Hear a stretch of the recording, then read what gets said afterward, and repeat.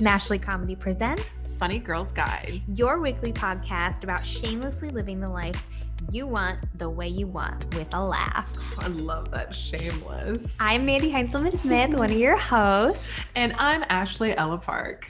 And we are so excited to be here today, you guys. We're here and we're in the kitchen. And both of us are in a little bit of pain. I feel like we're both in a little bit of pain. Ashley has an IUD baby inside of her. Oh my God. I've been implanted. You've been impregnated by an IUD. Is that why you don't get pregnant? Because it thinks you're implanted with something? Is that I don't know. Doesn't that make sense? I feel like I got cast up into a UFO and was probed and then returned to her. She had her hymen broken. Yeah, that's the one. Yeah, I broke it on a bike. Do you feel like that was a common thing for girls to say, like, yeah, my hymen broke on a bike? Bitch, no, it didn't. No, it didn't. Oh my God. That reminds me of like the girls that would only have anal sex because they're still virgin. And we're like, just like do whatever you want at that point. Come on. Yeah, if you're gonna go anal. Like, damn. Yeah. It's true. I did get my IUD. So this is my IUD update on Instagram. I talked a little bit about it. I was so chipper on my first one. I was like, hey guys, hi Mashers. I'm getting my IUD. I'm in the parking lot. I'm like bright-eyed. She was wearing overalls though. And I was like, why were you wearing overalls? Because I didn't want any pressure on my waist. So I didn't want to wear jeans. And so I was like, okay, I'm going to wear overalls. Oh my God. So then, because I knew like they were going to give me a sheet. So I was like, okay, if I'm wearing a sheet, I want to wear a top. I don't want to just be like tits out, you know, or bra out. And so it's like, okay, I want to wear a shirt. So I can't wear a dress and a skirt. Nah, I don't want to do that. So overalls, it was the perfect marriage of I thought maybe it was like a baggie to catch your IUD in case it fell out. It does double count as that. A net. A safety net, just in case. Oh, but that wasn't the issue. No, it falling out wasn't the issue. No, I don't want to scare anyone. I don't want people Everyone to be already is scared. Everybody, like, I know so many horror stories about it. Like, I just hope it works out for you. I hope it does too, because I don't. If you know me personally and all, you know that this has been like a long going issue with me. I've had a lot of fucking issues. I have horrible cramps. I've had horrible issues, and I've been on birth control since I was 17. They've switched me around from orthotricycline to Trinessa, blah, blah, blah, blah, blah, blah. And they always say it's the same medicine, but it's not. It really isn't. And so I've had a horrible experience. I've had a lot of health issues with it. I've just been like, it's been miserable. So I'm like, this is kind of my Hail Mary pass. And so scheduled for this IUD, I go in, the doctor's like, it's going to hurt. I don't want to lie, blah, blah, blah. Get in there. They said that to you? Oh yeah. Yeah. She was like, I'm not going to lie to you. It's going to hurt. And because it hurts more if you've never been dilated, if you've never had like a vaginal birth. Yeah. Okay. So if you've ever had kids, it's going to hurt less evidently because I still thought it hurt. Still. But I had a cesarean too. Yeah. I mean, I was like in labor and dilated to a 10 and I still thought it to a 10. Yeah. I don't know what that means. I mean, it's fully dilated. Scarlett got stuck and then I had to have an emergency C-section. Shit. But I still thought that I still had my IUD removed like 5 days after I had it in. Anyway, this is your story. Like that's just sounds like I know. That's why I'm like, I know Jen's listening to this right now. And she was like, if I was closer friends with Ashley, I would have told her not to do it. But this is for different reasons. You're doing it so that you can not have breakthrough bleeding and so that you can like not be in pain. Yeah. I mean, and I will put this into perspective. Yeah. I have had cramps where I've thrown up. That's how bad, like that just normal. And you have a high cramps. pain tolerance. I do. I have a pretty high pain, but I get nauseous easily. So that's the other thing. So like, it's weird. I'm like a high pain tolerance, but I do get motion sickness and I will throw up. But so I've had normal cramps like on my period where I'm like, I'm going to vomit now. And I know that's not a normal thing. So like, that's just like kind of been my experience. Yeah. So I go in there and evidently my cervix wasn't opening up. And my doctor was like, I'm trying. I don't want to force it. Did it hurt while she was doing that? Oh yeah. And I was like breathing. I was like, and she's like, you're doing great. And I'm just like, I'm like sweating. Did she numb bullets. you? Did you get the numb? No, I was not numbed. I went in with ibuprofen. I was not numbed. Did you ask to not be numbed? I didn't know that was an option until afterwards. And all my girlfriends have been like, you're dumbass, get it numbed. I'm like, what? God. Why didn't they offer that to you? I don't know. Especially when it wasn't opening. Yeah. Okay. Yeah. She said it wasn't opening and she didn't want to force it, whatever the fuck that means. Yeah. And so I was there for longer than I think the normal time was. I also didn't go in. I heard you're supposed to go in on your period because your cervix is a little bit more like open then or flexible. Okay. And so evidently this bitch was tight as a drum. She was not moving. And so the cervix Tight as a what? Tight as a drum. Tight as a drum. Tight Okay, as like a pulled drum. tightly. Just I've never heard that. tight as a drum. Tight as a Super drum. tight. I mean, that's not normally what I would like think of. I think of like, you know, like when a fruit roll up is wrapped like super and you can't get it off and your kids are screaming at you. Like that's what I think. Like you can't stick anything in that tightly wrapped. Yeah. Tight as a drum though. I like that too. I like both. But she finally got me open. Like finally, this is what I imagined her doing. That's what it felt like. Just like, hi. Oh my God. And then because she was about to stop and be like, if it's not opening, we're gonna just stop and then we're not gonna place it. And I was like, if I have like come this far, I'm gonna just go all the way. You wanted her to keep going. Yeah. I was like, if I've already endured this much pain, like, and this was like minutes and minutes. Normally it takes like 5 minutes. I think I was there for 10 or 15, like just like, okay, we're gonna keep going. So she finally placed This hurts for me. I'm sorry. I'm sorry. This is so graphic. Really hard. Like I'm an empath in general, but hearing you say this is hurting me for you. I'm so sorry. Okay, I just want to be real about this if anyone's thinking about the IUD. And I'll keep you updated on my progress. So she places it. Right when she places it, I look at there was a nurse in there. I go, I'm gonna fucking throw up. And she was like, oh. And then she runs. She gets a very delicate medical bag that has a plastic lip in a bag underneath. Yes, I'm familiar. And I just threw up right in there. And she goes, yeah, I'm a vommer too. And the fact that she said vom, I was like, I fucking love this woman. I love this nurse. I love her. I'm a vommer. I'm a vommer. I was like, you are speaking my language. Yeah. And so anyways, got that put in. They were so nice. They got me a wet towel. They got me a dry towel. They got me orange juice. They fanned me. Yeah. I mean, they were like, I know that sucked. That was terrible. And then my doctor goes, I've seen women pass out. And I go, why didn't you tell me that before I got this? Pass out. Now, why didn't she tell you about the numbing stuff before you got it? Maybe that's her issue. I don't know. She's hardcore. She's hardcore. She must be. I really love her though. So it was actually my normal doctor that did this. So it wasn't even my OB-GYN. It was my normal doctor. Oh, really? Yeah, because she, I guess, specialized in women's health, and so she's placed a lot. And so, oh my God, you want an expert, that's for sure. Yeah, I hope it wasn't. It wasn't her first time. She said she's had people. Yeah, I mean, like she was just like, yeah, this happens. But they were so nice. Like. Yeah.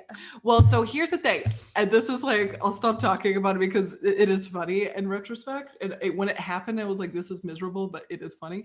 I felt good. I was like, okay, I feel better. I'm gonna walk out. I was cramping. I get fully implanted, fully probed. Was it in your overalls? Was not in the overalls. No. Not in the overalls.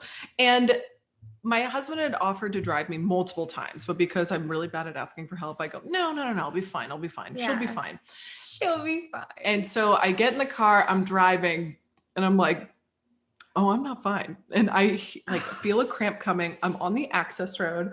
I am on the access road at Riverside because I drove the access road the whole way because in case, like, I don't know, I was like, maybe I'll pass out and veer off. Oh my God, Ashley. I don't know. I was like, it's okay to ask for help, you guys. It's okay to ask for help. I would have come with you. Good God. So Chase was furious with me. He was like, you should have just called me. So I'm on the access road at Riverside and it hits. I go, okay, I'm about to throw up. I look over, there's a car with the two old people next to me and there's an elderly woman. We lock eyes. No. As I throw up, I have no place to throw up and I don't want to fuck up my car. I throw up in my lap. I just throw up. Why didn't you open the overalls? Like, I'm confused. I couldn't do it. I thought about it. I was like, did you? I thought about it, but I didn't. I was like, just throw up in the lap. So boop, right in the lap. And I was like, motherfucker, keep driving home. I pull in, Chase hears the car coming. He's like ready to come help. I walk out, I'm covered in vomit. And he goes, holy fuck. Like he was just like, what the fuck happened? And I was like, I don't feel well. And I like go inside and lay down. Oh my God. And that was my IUD experience. I just hope it works. Like, I hope so too. I hope it works for you. Yeah. Well, my story's far less dramatic of why I'm in pain. I was like, I drove to Wimberley, which is like an hour away from Austin, to go get my second vaccine yesterday because that's where I got my first one. And she wore a crop top. I meant to respond to that. did. Oh my God, I meant to. It's not respond too to this crib late. I story. was like, I feel like a crop top in honor of like being fully vaxxed. I didn't wax, but I wore a crop top, you know? You're vaxxed. I'm Soon to be waxed. And I was like, I'm a little bit like, oh, like I don't really like get sick. Like I don't really get too sore, whatever. And I was a little bit like, you know, like I'll be fine. Like I wasn't really worried about it. And then this morning when I woke up like really early because, you know, guys, I've been having like a little bit of sleeping problems. Like if the alarm is set, I just like wake up. Weekends, it's not a problem. I don't know. Maybe I'm just like telling myself that and that's why it's happening. I don't know. But I was up at 4 and I was like, I started to get a little like achy and stuff. So I did take an Advil. I Googled to make sure. Cause you know, in the beginning of COVID, they were like, oh, don't take Advil, like only take Tylenol. Well, we don't have any Tylenol. So I Googled it, but it's fine. Like I took an Advil and now I'm totally fine. But that's been like, you know, when they say like 24 hours and then you're fine. But this morning I was like, after the kids went to school, I like crawled back in bed for a little bit and like, yeah, but like I'm fine now. Do you have an injection site pain or like I had like a big red welt? Did you have that? I didn't get that, but like my boob is sore. Okay, so it's like sore here, but it was like this could also be because I've been going back to F45, which we'll talk about with Donna because she does F45 too. Literally the best workout in the universe, you guys. Like hot girl summer, like if you want that, like F45 is the way to get it. I feel like. I mean, we all sponsor. Come on, sponsor us. I mean, we all know it's diet first, but then you know, F45 is like it shocks your body every time because it's never the same workout, and it's so hard and so good. Like you like a good hard workout, right? Yeah, it's like really good. I love to so I'm like, hard. I guess my boobs could be sore from doing that, but I'm like, I feel like it's just like achy. Yeah, it's like achy. No fever though. No, like I was fine once the Advil kicked in. It was just like, I don't know. I just felt a little blah this morning. And you're a Pfizer girl. And I'm a Pfizer girl. She's a Pfizer girl. Yeah, you had Moderna, right? Yeah. Which is the one you get sick from. Like people have Pfizer, but you didn't really get sick. You just had a I had one bad day, one really bad day where it's like I didn't feel fever, but I did feel chills and then I did feel super tired. Like I was like, ooh, she's exhausted. She's exhausted. Oh my God. But that was it. But here we are on the other side of it. Yeah, it feels great. We had quiche today. We went to this little restaurant that's down the street because we're still not back in my house. So Ashley and I are at my mother-in-law's house right now. Which looks beautiful. Isn't it cute? It is beautiful if you're not on YouTube. Yeah. And we walked to Paris in a bite for quiche, which we call quickies. We walked to Paris. We walked to Paris. Briskly. But okay, so my house, like we're about to move on to the next project. And I wanted to talk to you about this because I'm like, I've never had a bidet like in my house before, but like I would like one. Oh my God. I have really conflicting feelings about Tell me. And I think I know why, but like I want to hear what you have to say. I don't want liquid blasting up into my asshole. But it doesn't go into your asshole. But like think about how clean you'd be. I think what always has turned me off about it is I remember I went to Venice with a friend. Okay. So we went to Europe together. We went to Venice and I walk into the bathroom. There's a bidet and Alex is going on and on about this fucking bidet. I love bidet. And I'm like, I don't know. I don't want to like share butthole cloths with other Europeans. That's what visiting. I wonder. You use a cloth? I think like, to dry. And the thought and the physics on this is probably I don't want butthole cloths. But like the physics on this could be wrong. I'm not a plumber. Okay. Your butt is there. Yes. There's water blasting up at your butt. Clean water. It's different water. Would it not splash back and get the source dirty? You know what I mean? Splashback. So it's like, you know, it's like if Shamu is splashing at SeaWorld on you, you know, I don't know. That's a terrible metaphor. I mean, wouldn't that be the same way too? Somebody like has a sloppy poo and it's like up on the toilet because like poop particles go in the air and stuff. It does, right? Because that was a thing with But like, couldn't it splash back on where the? But if it's at your own house, like okay, so if I like Sterling, my 7-year-old, we went to the Kohler store and he saw that they have these robot toilets where they like light up and like warm the seat. I'm like, I'm not gonna get him a Kohler one, but I'm gonna try and get him like a less expensive like robot toilet. Yeah. And then I'm like, I would like to have a really clean asshole and like get a bidet. But here's the thing: do you this is something that Matt, my husband, asked me. He's like, do you use like soap and then you reuse that soap, or do you like use your hand and wash your asshole? How do you like you wash your asshole? I thought it just like blasts. You think you just blast it and you don't use any soap? With the bidet? Yeah, I thought you like wash your butthole. I think it just blasts up there. Okay, so it blasts the water and then you have tiny clubs? You have butthole towel. What does a butthole towel look like? Okay, when I was at this hotel, it was like bidet and there was a rack and then there were just butthole towels. And I was like, you could not pay me to use these butthole towels that a million anonymous buttholes have been all over. Wait, so they just like wash them and bleach them and they're like all wet. Ew, so what if there's like poo residue or something? Or the water takes care of that?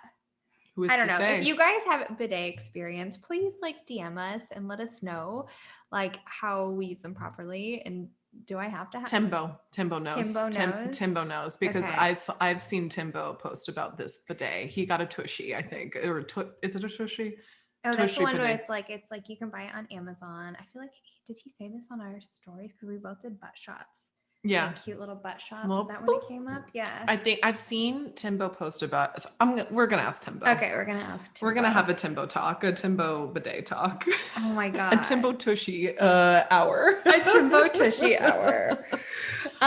There was one more thing that I wanted to talk to you about because I don't know if you guys remember this or not, but we had a human design reader come on, and I did like a private. I did a private thing with her. You said this in the interview. Sorry, we had the interview right before this. Yeah. And I was like, what? Tell me everything. Okay. I feel like I already kind of messed it up and I don't want Liz to know this, but she was like, okay, I couldn't find my birth certificate with the time. So I like asked my mom, I'm like, okay, so I think the time is right. I'm like, what if the time is wrong and my whole human design reading is off? But surely wouldn't be off by that much, right? Or I is it don't know. literally done by the minute? She wanted to know, she's like, within 15 minutes. And I was like, 4:00. And she's like, well, do you have a range? And I was like, yeah, 4:00. Like, I think, I think pretty sure my mom was right. I have like a birth announcement in my house somewhere, but like my house is completely torn apart. So I was like, I really wanted to do it. And I feel like it was accurate. I do feel like it was like very accurate for me. So I'm just going to go with like, I was born, I feel like it was like 4:07, but like, I don't really know. So what energy type? You're not a manifestor. You are I am a generating manifestor. Okay, that's right. Yeah, and like so the takeaways from it were to like get back into my body. Like we had gone over this a little bit when we interviewed. This was with Liz.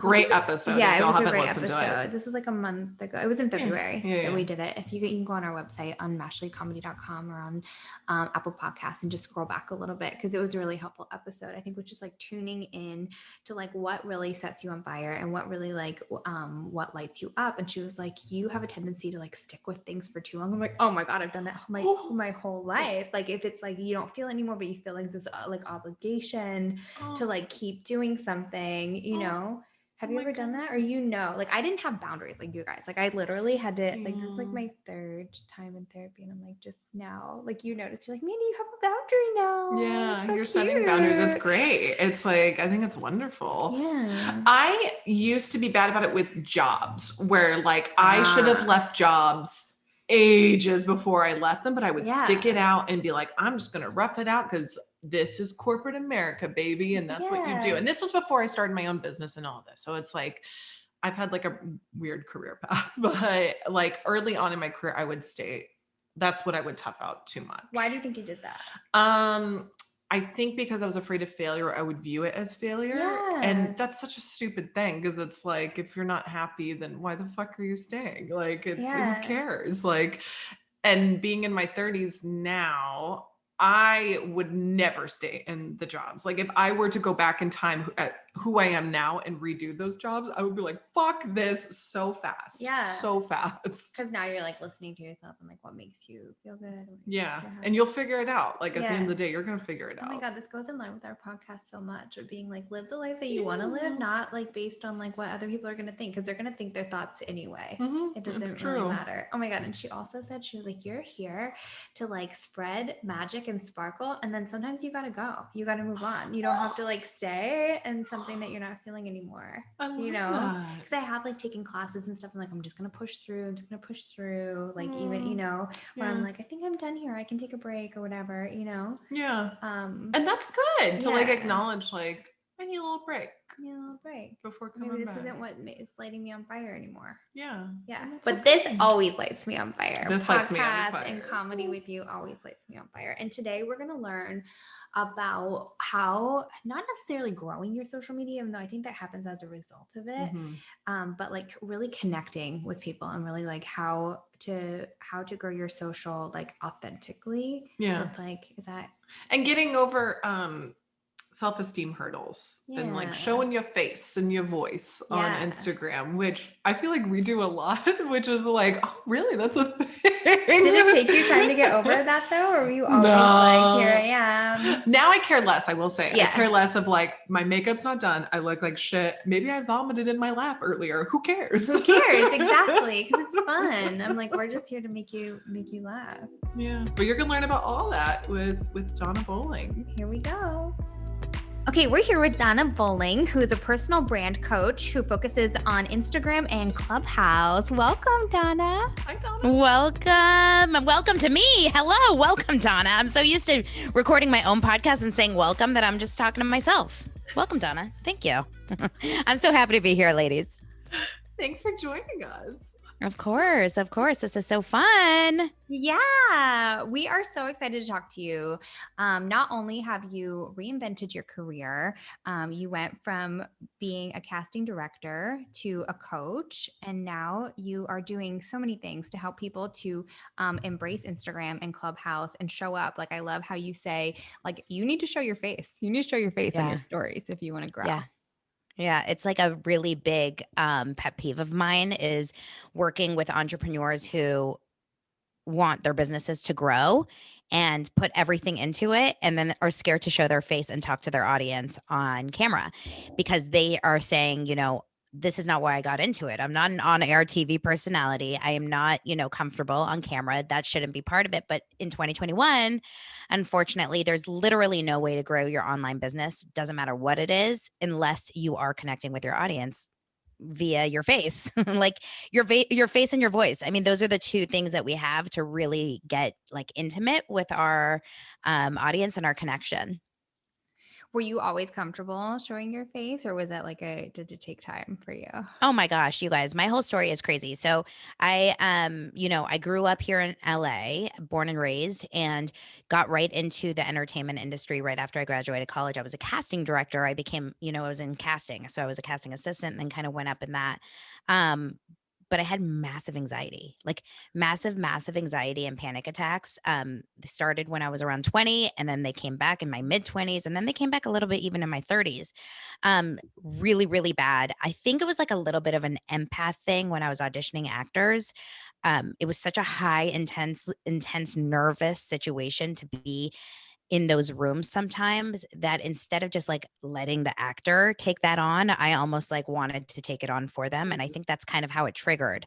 And my anxiety came out in really strange places, and I didn't like all the attention on myself at all. Like, unless I was, 10 drinks in at a karaoke bar, I was like kind of, and it was weird because growing up, I was always very extroverted, very like center of attention, but something happened in my teens that like, shifted that for me.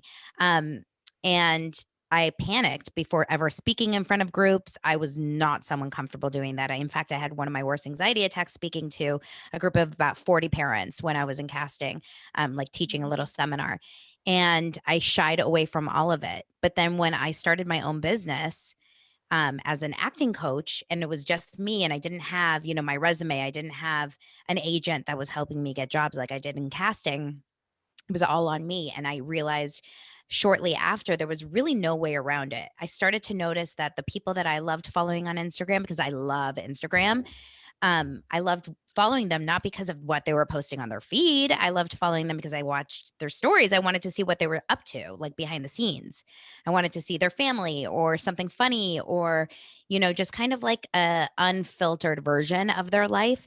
And I started to realize if that's what I'm attracted to, that's what I need to be showing to others for people to like me. So, and find me and develop relationships and build what they call that know, like, and trust. So I had to rip the Band-Aid. If you watch my first live video, it is, and I still have it because I rewatch it once a year and I post it because it's so awkward.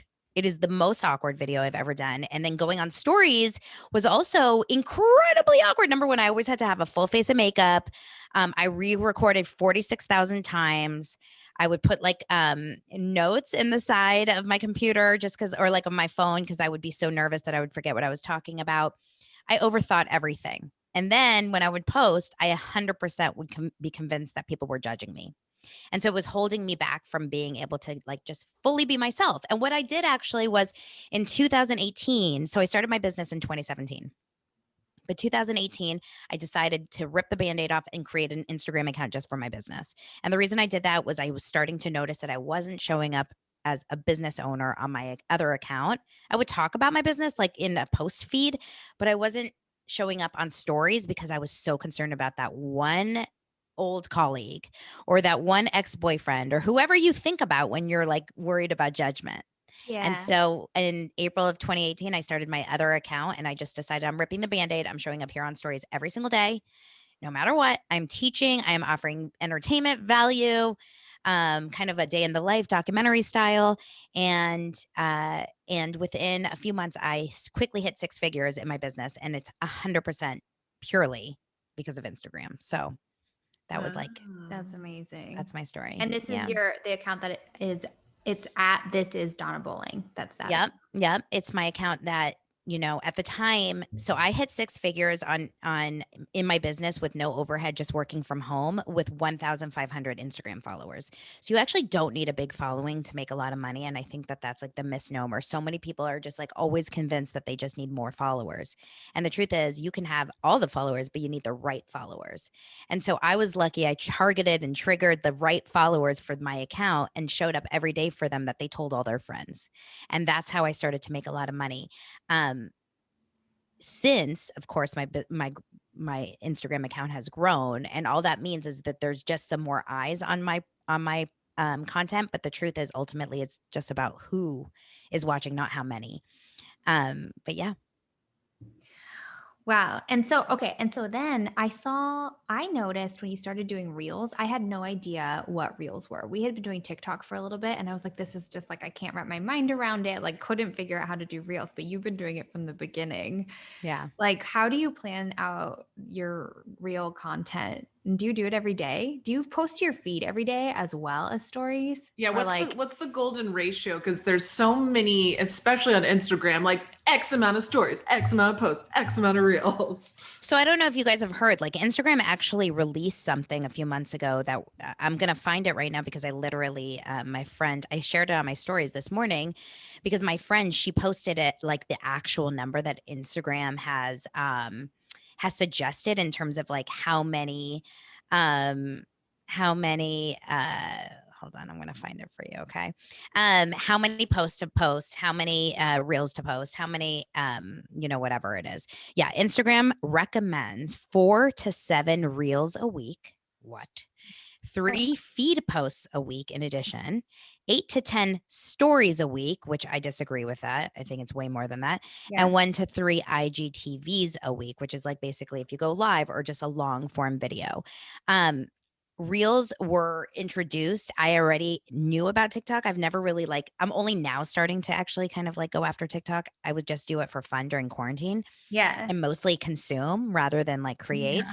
But because I had created a few TikToks, I kind of understood quickly how to create short form content. And short form video content is 100% the most important part of any content right now. That's what people are attracted to. That's what people watch. People don't want to watch live video or long videos. And so the day that reels were created, I created a reel, or the day that they landed in my account, I created one, and I had, 3,000 views like day one. And you have to remember when that happened, I think I was at 6,000 Instagram followers. So to get 3,000 views on any of your content when you only have 6,000 is beyond. Yeah. Since most people only get about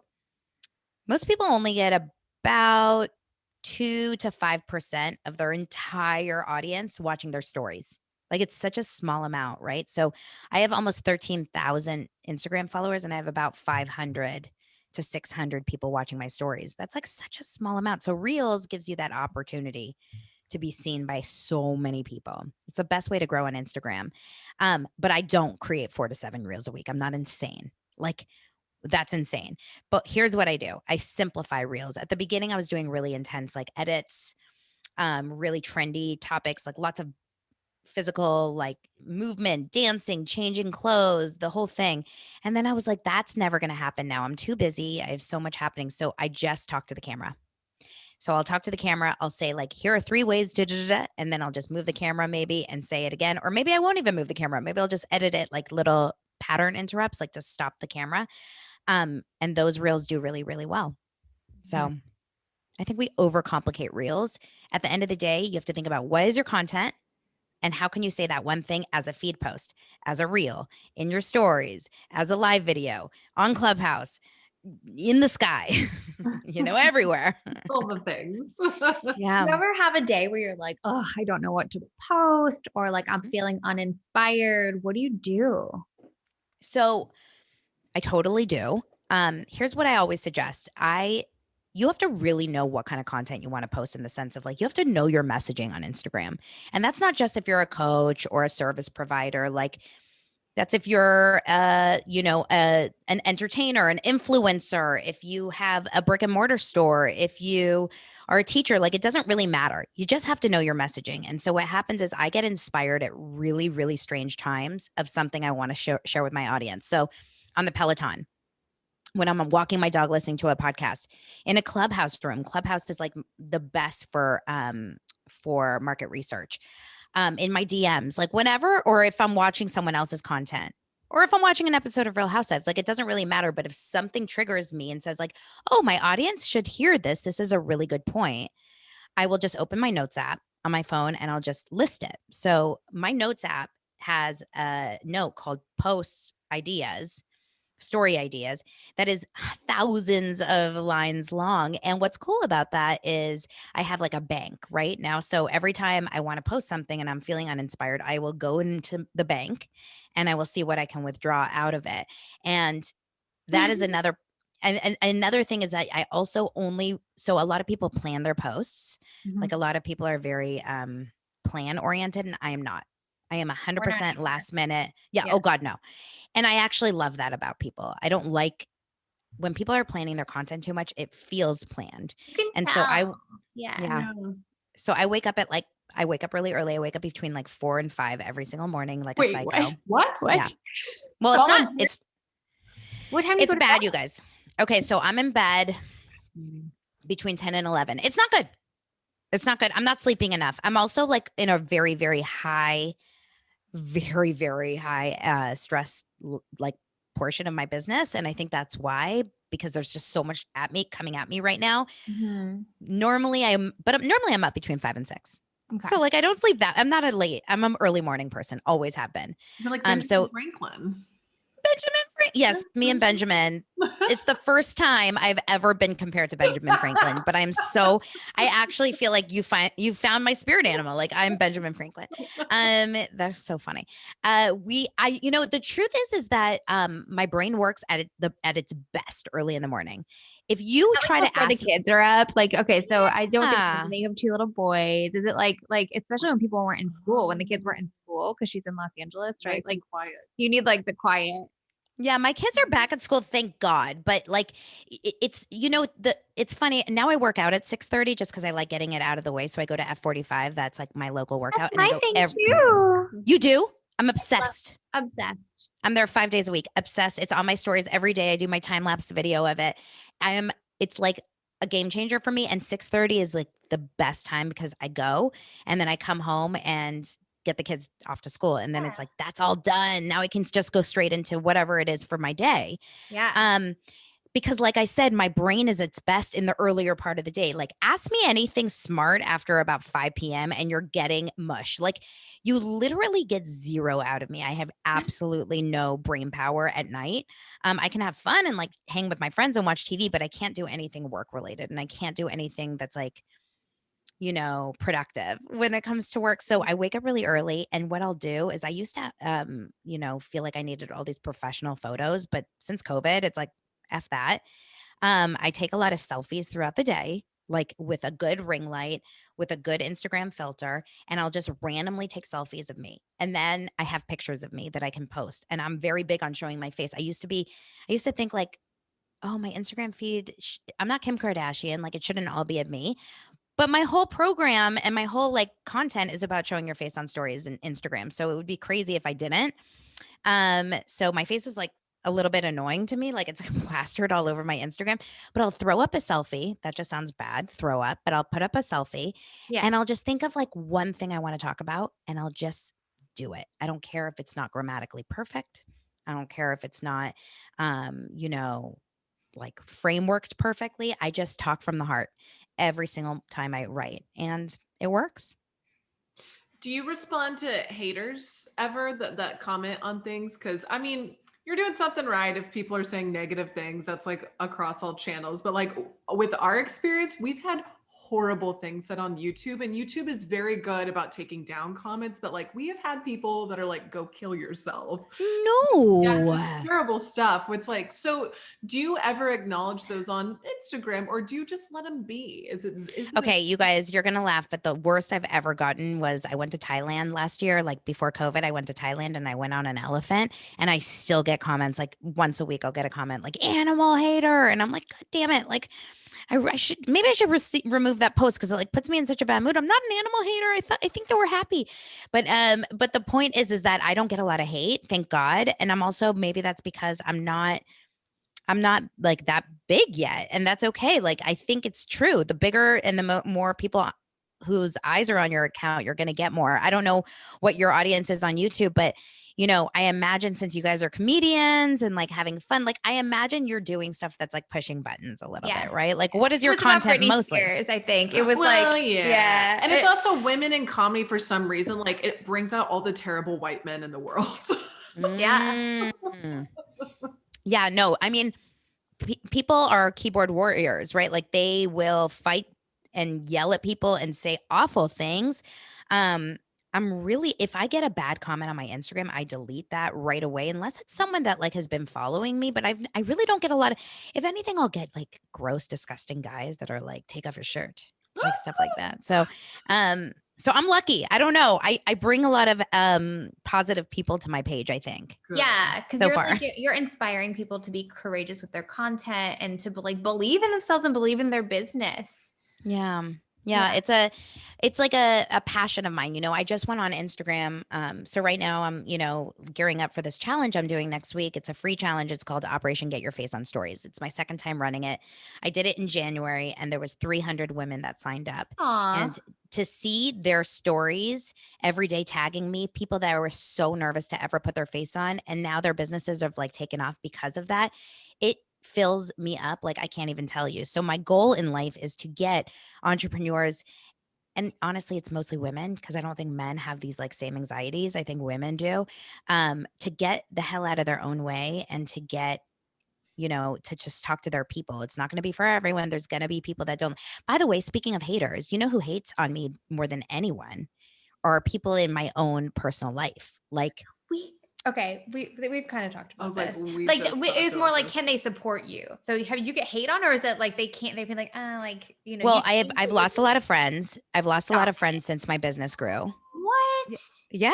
Oh, yeah. Well, because I think that there's a lot of, and I'm not saying it's like because I have my business. It's just because I think some people don't know how to handle friends that aren't prioritizing like fun shopping and lunches. And I have a lot of friends that I was really close with when my business was not busy, when I didn't care that much about work, when I was just in casting and it was just a job. It wasn't a career that I loved.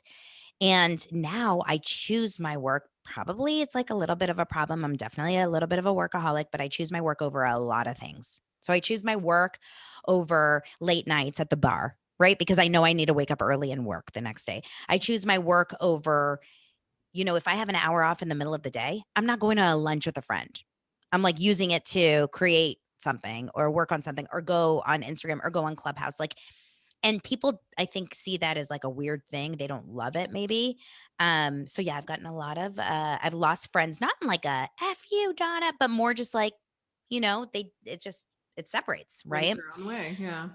Husbands are interesting, you know. There's like a little bit of a dynamic shift in the house when you're when as a woman, as a wife, you become very, very busy and successful, and more you know, more demands are taken on me. And so I'm like not as available as a mom, even though I am. So there's like stuff. Yeah, there's definitely stuff. Do you guys get that a little bit?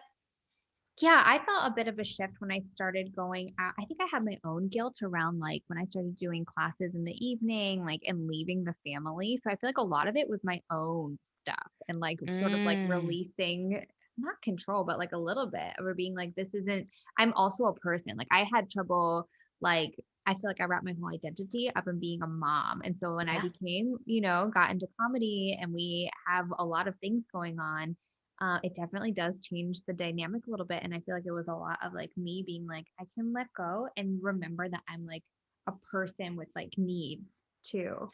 Well, I think, I mean, I don't know how old you are. I'm turning 40 this year. And for me, I do think that there's like a little bit of a shift. I've always been a hard worker and I've always been a driven person. That's not Yeah. new. The difference is I'm not, I'm going to make sure that my family is healthy. I'm going to make sure that they have their needs taken care of. I'm going to make sure that they're happy, but I'm also going to freaking put myself first. Like, that sounds really bad, but it's not, because I guarantee you I can be a better mom if I feel like my needs are fulfilled, just like you guys. Like, you need to do that comedy because it makes you happy. And Mhm. so maybe that means, like, to some people they're like, "Oh, but you're just on Instagram and Clubhouse. Like, that's just social media." But it's not. It's connection building, it's friendship building, it's collaborations, it's opportunities, it's money, it is my work, you know? And so there's definitely a dynamic shift in the household when you start to realize that, like, I am not giving up my workouts. I'm not giving up late nights at the office. I will hire more help. I will get a babysitter at home. Like, whatever it is, my kids will appreciate me more for it when they're older. Like, there's no question. And I'm really, why do we do all this? We do this so that we're happier and Mhm. that we can build a potentially like a better future for our lives. Like, that's really what it is. It's not just for an instant gratification. It's not like we're just going out to have wine with our girlfriends every night. It's Yeah. more like for an overall feeling of fulfillment, you know? Yeah. Absolutely. It's the airplane metaphor all over again of like when the masks come down, you got to put on your mask first before you put on anyone else's. 100%, 100%. And so I think sometimes that can be like misconstrued in society as a Yeah. mom that doesn't care, that she's like her priorities are wrong.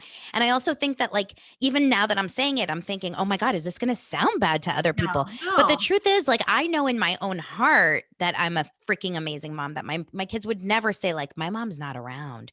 And if they did, they wouldn't say that she's not around for the wrong reasons. It's not like I'm, you know, being irresponsible. They know exactly where they are. They can always call me. They can always FaceTime me. They love that I work. Dylan, who's, you know, my 8-year-old, was Sterling's friend.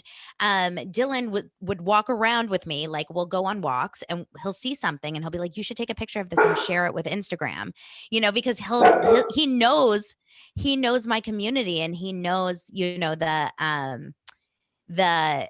like my message. So it's really cute. Like, he's part of it with me.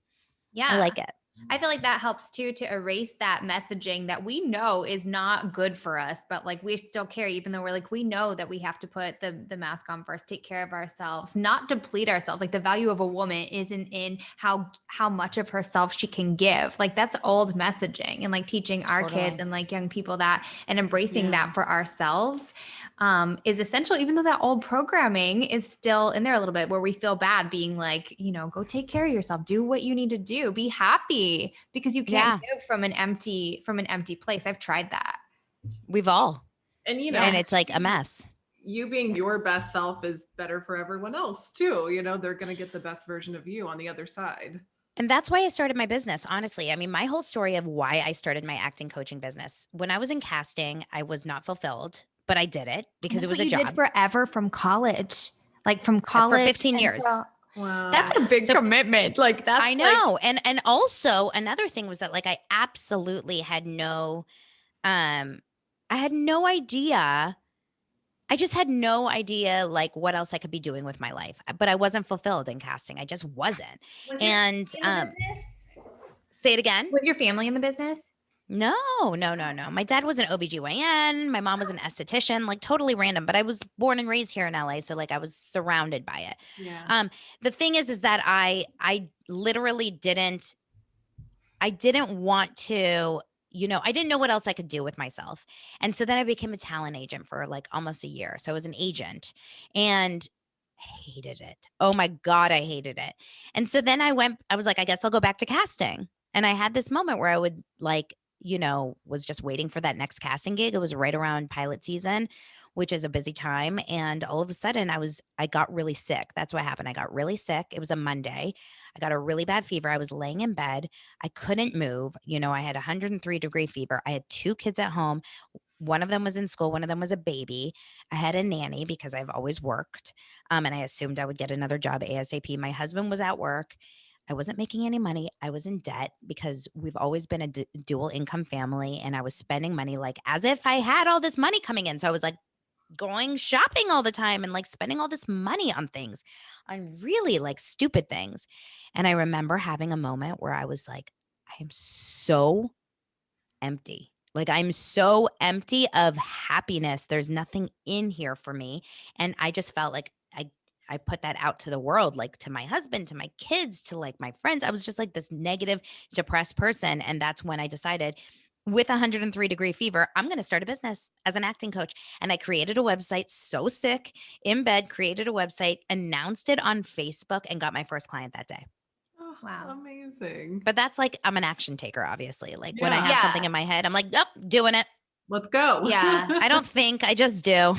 Oh, that's how it's supposed to be. I feel like I just had a human design reading because I feel like I can Yeah. get very heady. And so like getting back into your body and being like, what sparks joy for you? Like not in the Marie Kondo way, but kind of like, what do you feel drawn to? Like what inspires you? And like you doing this now, you're like lit up, you're happy, you're helping other people. And that gives you more energy. Like when you're doing what you're supposed to be doing, you can keep doing it forever until after 5 p.m. Right. Seriously. I mean, and I feel like I could just do this forever. Like it lights me up. I mean, that's why I wake up at 4 in the morning with like, oh my God, I want to do this. I want to do this. And I also feel like, oh my God, I have to do this. I have to do this. But I truly enjoy showing up for people. I enjoy so much speaking to people and connecting. And that's why I love Clubhouse so much. And that's why I love going live on Instagram and doing these kinds of things like podcasts and speaking to groups. I love the feedback I get when I'm like connecting and getting that kind of response. So it's really fulfilling for me. Like it makes me want to do it more. Yeah. Well, Donna, I want you to convince these two why Clubhouse is so great because I've tried. So tell us about Clubhouse. Okay, so let me tell you why I'm obsessed with Clubhouse. So I literally call myself a Clubhouse coach because I'm convinced that in this day and age, you have to be on Clubhouse to grow your business, especially on Instagram or any sort of like visibility. And if it's not Clubhouse, it will be another audio app, but it's an audio app. And that's why it's so good. So it's an audio only app. There's no video, no content creation needed. You do not have to have your hair and makeup done. You literally can just do it from your bed naked. Like no one would know, right? It's a call-in radio show, basically. The way I look at it is it's like a convention. So imagine if you're at like Comic-Con, right? And you're walking down the hallway. So that's where you see all the rooms. And on your right, you see this panel. On the left, you see this panel. You get to see the title of what the panel is about. So maybe there's one about, Superman. I'm at Comic-Con still in my head. It's Superman, right? And then you can see like, oh, this is who's speaking at that panel. I want to go in there because I really like that person or my friend is there. Oh, I'm bored. You can leave. I want to go across the hall because over there they're talking about Batman. And like, I'm really into that conversation. Over there, they're talking about. And so that is how Clubhouse works. But you can curate your hallway depending on who you follow and the topics that you're interested in. So my hallway is any rooms of anyone that I follow. So it could be people that I'm like, I really look up to, or just friends that I've made on the app. Like, and I'll get into that in a second. And then a lot of my rooms are about marketing, branding, Instagram, confidence, mindset, imposter syndrome, like stuff that I'm very interested in. So I will go on there and jump in a room and speak as much as possible or host now. But I've grown, I started speaking for the first time on January 4th. I spoke in an Instagram room. I had no idea what I was doing. I raised my hand. They brought me up on stage. I said something. And then I came back to Instagram. I said something for like 30 seconds. And I came back to Instagram and I had 25 new followers and 10 DMs, which is mind blowing in Yeah. 30 seconds of work. Like, Yeah. what Crazy is this conversion. magic? So then I went back for more, right? And I started realizing it's not just going in the rooms and listening, it's going in the rooms and raising your hands. So like I remember those moments where I would go in rooms and meet these new people. And it was that first week in January, from January 4th to like January 11th or whatever, where all of a sudden I had gained like 500 new Clubhouse followers and 100 new or 200 new Instagram followers. And I was like, this is crazy. And they're your perfect Instagram followers because they hear you on Clubhouse, they like what you're saying, they read your Clubhouse bio, and then they click on over to Instagram because they want to know more. So you're already like weeding out the wrong followers. And so since January 4th, now, I mean, when we're recording this, it's mid to end April.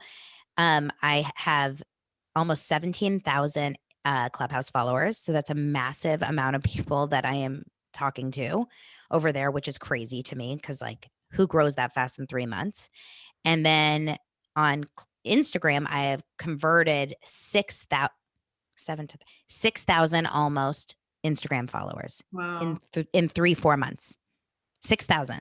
Like that's almost double what I had before. I had 7,000. Now I'm almost at 13,000. Like it's more than just the followers, it's connecting with your people. And so showing up on Clubhouse and being in the right rooms, raising my hand, I started to meet people that I would see the next day on the app and the next day on the app. And you start to then DM and Instagram connect. And then I would start to text with some of them.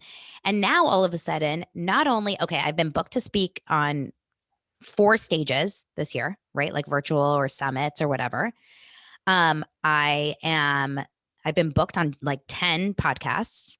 I have a conversation with someone about a book deal. Okay. Like this is insane. I'm guest speaking on different people's like group programs. I sold a program called Amp Up Your Clubhouse. I have one-on-one consultant clients. Oh, I have someone that reached out to me about like an agency about brand partnerships. Like there's random crazy stuff that's landing in my lap. It's not even normal. And it's all because of Clubhouse. Like my business was in a bubble on Instagram. It was very hard to grow, even with Reels, even with all those things. And then all of a sudden with Clubhouse, I've made not only best friends, but beyond amazing opportunities. So I don't understand how people can't be on Clubhouse. It's my problem. Like, I'm like, what are you doing? Okay. So it almost sounds to me like it's the new Twitter, where you used to go to Twitter to get an expert. Now it's like you go to Clubhouse. Oh, because you also have like the platform of listening to them. Do you think it's like hearing people speak that makes you feel? So the reason why you're connecting so fast is because you get to actually have conversation with people. And I think a lot of times, like on stories on Instagram, you feel like you know them, but they don't know who you are. And so all of a sudden now you can raise your hand and speak to someone who you would never have connected with before. Maybe you thought that, oh, they have too many followers, they would never know who I was, or they're too advanced, right? And they've been doing this too long. And now all of a sudden you're friends because you're DMing and it's crazy. It's an equalizer of sorts. Not only that, just the power of voice is so intimate. It's like such an intimate way to connect to someone is just like without seeing them, but just listening to them. It's like those phone calls when you were like, had a crush on people. You know what it reminds me of? It reminds me of summer camp. At summer camp, you go to summer camp and you meet a friend. Yeah. And then within like 2 days, not only are you best friends, you are inseparable. Like, everything about each other. You can't even imagine. And the same, like if you have a crush on a boy and you have a boyfriend at summer camp, like after 4 days, like you're married. Like it's so close. And then when you leave summer camp, you're like, I'm never gonna I don't know how to handle this. It's like so intense. That's how fast you become friendly with people on Clubhouse. Okay. So it's hard to explain. And there's people that don't understand Clubhouse, and then there's people that understand it. But I've definitely cut back. I mean, my hours were crazy on the app the first couple months. Like I'm saying like probably 10 hours a day, like throughout the day. What? So like I'm a podcast listener and I'm an audiobook listener. And so there's always something in my ear if I'm not working with a client. or if I'm not like, doing like coaching or creating content, like there's always something in my ear. So while I'm doing dishes, while I'm walking the dogs, while I'm driving to my workout, like while I'm just sitting here and doing stuff in my office, there's always something in my ear. And it's usually talk. It's like podcast or something. So I've just replaced all of that time with Clubhouse because why wouldn't you? Because every time you're on Clubhouse, you get something back. Anyway, obviously I'm very passionate about it. Yeah. Okay. Next question. Could you go on as a brand on Clubhouse? So could we go on as Mashley Comedy, or is it only Ashley, only Mandy? Well, I would do individual, to be 100% honest, because you don't always want to be there together on the same phone. And it's like, people won't know who they're talking to. I don't know. But do you guys know Cat and Nat? Yeah. You know Cat and Nat, right? So they are on a lot of stages as Cat and Nat. They're like mom. It's like a mom. They're like a mom duo. But they're funny and they like. They're very funny. They're in Canada. So yes, Ashley's a dog mom. She has a very handsome golden doodle. He's very handsome. That's cute.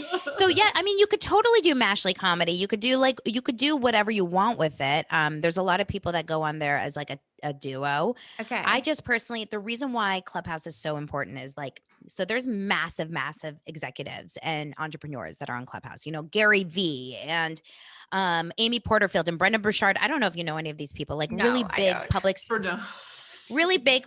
speakers, really big comedians, like Tiffany Haddish is there all the time. And what's her name? Whitney Cummings, and like there's always celebrity. Dane Cook is on there all the time. There's celebrities. Okay. So there's entrepreneurs, there's celebrities, there's authors, there's public speakers, there's motivational speakers, there's coaches. It runs the gamut. What's cool about Clubhouse is it's access. It gives you access to people that you would have never really connected to. So instead of like right here, I have a peanut butter because I live with peanut butter next to me. So it's you do. You're gonna have to tell us. I literally, I'm. It's my favorite food, and it's Pix peanut butter. It's not Jiffy. It's not Jiffy peanut butter. This is my friend from Linda from New Zealand. This is straight from New Zealand. It's amazing. Did you meet her on Clubhouse? No, I met her on Instagram actually. Okay. She hired me to do something with her. Yeah, it's in it's made in New Zealand. Anyway, it's the best peanut butter if you're a fan. So, but the point is that Pix peanut butter would not be on Clubhouse. It wouldn't probably gather a lot of attention. But the peanut butter guy, whatever his name is in this picture, that guy would be on Clubhouse. I don't know if he is. I hope he's not, because that would be like so strange. The peanut guy. But what's cool about it is that you're meeting the person behind the brand. Okay. So there are people on Clubhouse that are like the director of marketing for Twitter, or the head of experiences at Nike. So you're getting to be, but if Nike like just do it with the check mark, if that was the avatar that you're seeing, you wouldn't connect and speak to who are you talking to at Nike? It feels like strange. So it's a great way to grow your brand as the person behind the brand. Got it.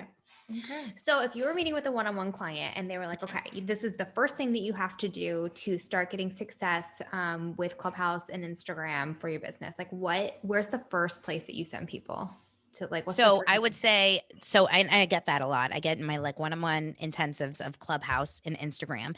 There's a few things. The first step is getting out of this, like, I feel embarrassed. I'm shy. I don't have anything to offer. I don't know what I'm going to say. Imposter syndrome. Like, so we got to break out of that first. On Clubhouse, what's your advice for that? Are you like, just don't care? Like, how did you? Well, I mean, I would like to say you just don't care, but I normalize it. I really normalize it because I believe in the fact that a lot of people do have those anxieties. I mean, I did. Imposter syndrome, I have it all the time. Literally have it all the time. Clubhouse has done two things for me. It's put me in rooms where I'm like, I'm smarter than these people. Like, why am I feeling so down on myself? I know what they're saying. Yeah. I've already known that, and I can add to it. Or it's put me in rooms where, like, with insanely successful entrepreneurs where I'm like, what the hell am I going to say? But the point is I say something anyway. And I may think it looks and sounds stupid, but every time I say something, I go back to Instagram and I get DMs saying that really helped.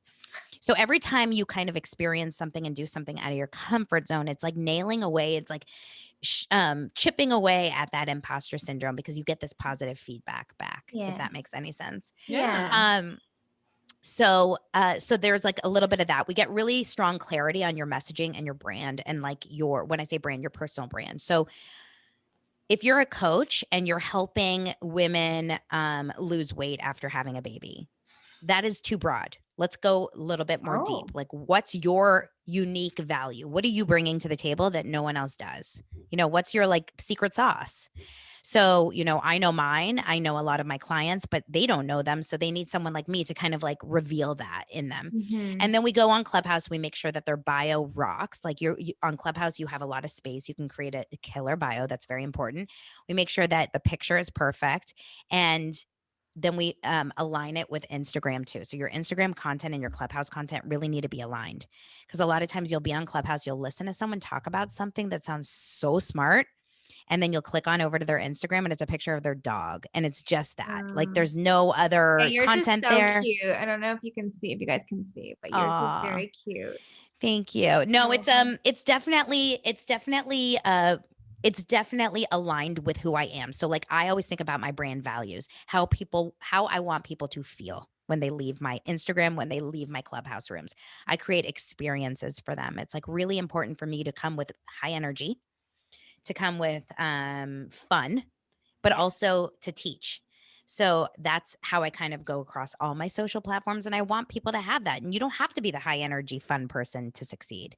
You could be the really cerebral, smart person that calms someone, whatever it is, just make sure it aligns.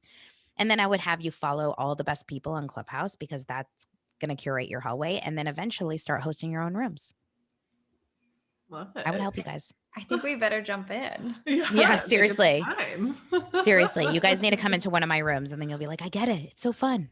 Okay. We'll raise our hands there, and that'll be our first time. Yeah. And then you're going to get over it. That's another thing I suggest, is raise your hand in someone's room who makes you feel comfortable and like safe. Because there's a lot of rooms that are like a little bit overwhelming and scary. So try to find someone that is not going to like, laugh you off the stage or something awful. Oh my God. Throw a virtual tomato. Oh my gosh. Okay, we'll start in your room for sure. Well, Yeah. Donna, thank you so much for joining us. This was so fun. So much about where to go next with our Instagram. I feel like it's so important for your business, it's just such an important part of life now. And it sounds like connecting with your audience is like the way to go. It really is. Show your face and speak up. And that is how people get to know who you are, and you get differentiated from the rest of the crowd. And where can we get to know you better? Where can we follow you? Definitely on Instagram and Clubhouse. At Instagram, it's This Is Donna Bowling, and Donna is spelled Dana. And then on Clubhouse, it's my name, Donna Bowling. And then I have a website, donnabowling.com. Awesome. Well, thank you so much. I'm having a Parliament virtual cigarette right now. If you are listening in the car, roll down your window and have your virtual ciggy. I'm also having a Parliament because I'm going to have a virtual bump of cocaine. Yeah, that's what it's for, virtual. What? Is that why Parliaments are like that? I don't know, but they were sexy. I feel because Parliaments are like the ones with like a little tip. There's a little tip. That's right. Was it manufactured like in the 80s for this? If you guys know, like let us know. I want to know the history of Parliament. We could probably just Google it. But I loved the way that those tasted too. Yeah, they did taste. I was an American Spirit lady myself. I did like American Spirits. Yeah. Did you ever smoke clove cigarettes? No, I didn't. Oh my God. In high school, people loved the cloves. It was all about like Dejarum Blacks and Valley Highs. And it was so ridiculous. Valley High sounds like a high school in the valley. It does. Oh, I go to Valley High. I go to Valley High. My name is Clove. At the Fashion Square Mall. That was such a good interview. Yeah. So delightful. So I'm flicking my cigarette out of here. Say no to drugs. Yeah. Unless they're virtual. No. What is that? Yeah, pretend. Yeah. Pretend druggies. Great. Well, another one in the bag, Mandy. We did it. We did it. And so guys, go and follow Donna and follow us on mashleycomedy.com and our podcast, and leave us a 5-star review. We've been growing a lot because of listeners like you sharing it. If you'd like to support us, you can support us on our Patreon, which you can find on mashleycomedy.com/podcast. Or you could just keep listening, share it with your mom, share it with your friend, and we'll see you next week. Doodles.